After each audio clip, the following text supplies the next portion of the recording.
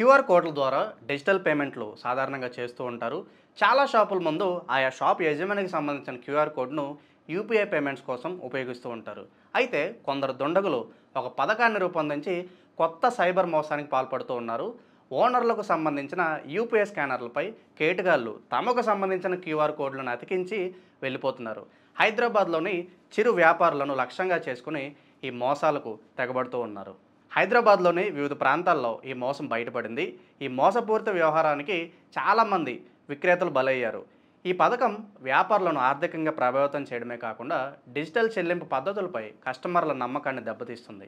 ఇలాంటి మోసాల పట్ల ప్రజలు, చిరు వ్యాపారులు అప్రమత్తంగా ఉండాలని అధికారులు కోరారు.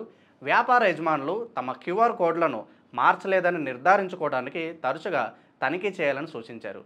ఏదన్నా లావాదేవీలను పూర్తి చేయడానికి ముందు కస్టమర్లు తమ పేమెంట్ యాప్లలో వివరాలకి 1-2 సార్లు తనిఖీ చేసుకోవాలని సూచించడం జరిగింది. అదనంగా లావాదేవీ నిర్ధారణల కోసం స్పీకర్లను ఉపయోగించాలని పోలీసులు సూచిస్తూ ఉన్నారు.